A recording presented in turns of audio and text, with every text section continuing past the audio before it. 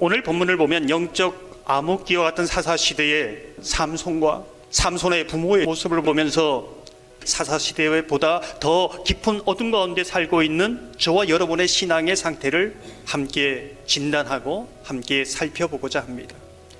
1절 2절 말씀을 함께 읽어보겠습니다. 삼손이 딥나에 내려가서 거기서 블레셋 사람의 딸들 중에서 한 여자를 보고 올라와서 자기 부모에게 말하여 이르되 내가 딥나에서 블레셋 사람의 딸들 중에서 한 여자를 보았사오니 이제 그를 맞이하여 내 아내로 삼게 하소서 하매, 한 여자를 보고 한 여자를 보았사오니 하나님의 진리가 아니라 자기 눈에 좋은 것을 진리로 삼고 있는 삼손의 모습을 보고 있는 것이지요. 하나님이 무엇을 보기에 좋아하시는지 거기는 관심이 없습니다. 오늘 본문을 보면 삼손처럼 내가 보고 싶은 대로 보고 내가 듣고 싶은 대로 듣고 내 마음이 원하는 대로 나아가는 것, 그러한 특징을 내려감이라고 그렇게 표현하고 있습니다. 삼손의 삶은 내려가고 있습니다. 영적인 관심에서 육체적인 관심으로 내려가고 있습니다.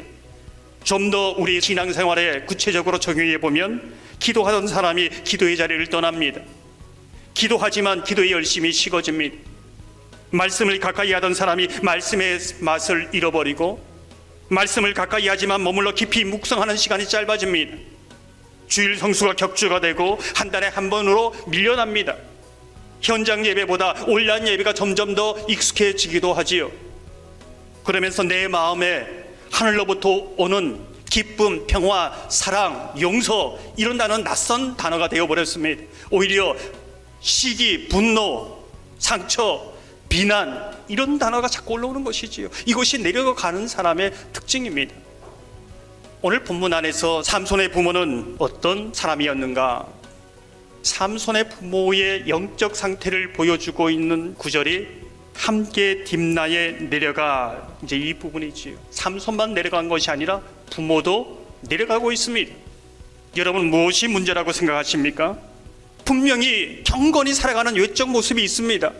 하지만 나신인의 규칙, 종교적인 형식은 있는데 하나님과 자신의 관계 속에 성장과 성숙은 없다는 겁니다. 친밀감은 없다는 것입니다. 하나님을 사랑하고 이웃을 사랑하는 그런 성장의 열매가 없다는 것이지요. 삼손의 부모가 왜 이렇게 됐는가? 삼손이 왜 이렇게 됐는가? 삼손의 부모는 아이를 낳지 못하는 그런 상황 속에서 하나님의 은혜로 삼손을 얻었습니다. 하지만 이 삼손 때문에 역설적이게도 하나님과 멀어집니다. 이 삼손 때문에 하나님이 또렷이 보이지 않습니다. 시야가 가려집니다. 흐려지는 것이지요. 우린 종종 아브라함과 이삭의 사건을 보곤 합니다. 하나님께서 아브라함에게 100세에 얻은 이삭에 대해서 어떻게 말씀하고 있는가? 여호와께서 이르시되 내 아들 내 사랑하는 녹자 이삭을 데리고 모리아 땅으로 가서 내가 내게 일러준 한 산 거기서 그를 번제로 드리라.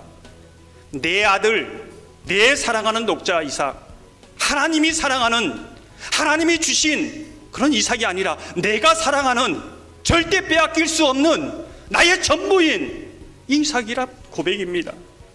하나님의 기적이요 응답이요 은혜요 선물이 이제는 하나님을 밀어내고 하나님을 멀리하는 그러한 걸림돌이 된 겁니다. 사랑하는 성도 여러분, 삼손의 부모가 저와 여러분 아닙니까?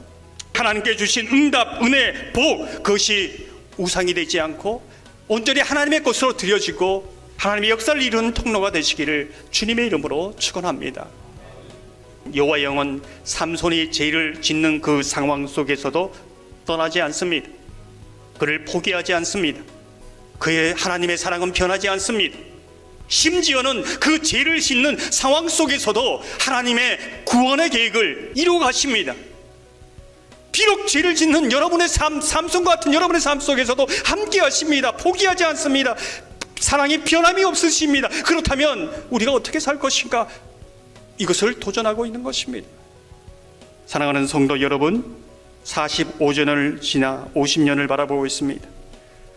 우리가 부족해도 하나님의 영이 함께 하셔서 구원의 역사를 이루어 오셨고 이루어 가실 것입니다. 그 영광의 자리에 저와 여러분이 하나님의 구원의 그 역사에 동참하며 그 찬송을 부를 수 있기를 주님의 이름으로 축원합니다.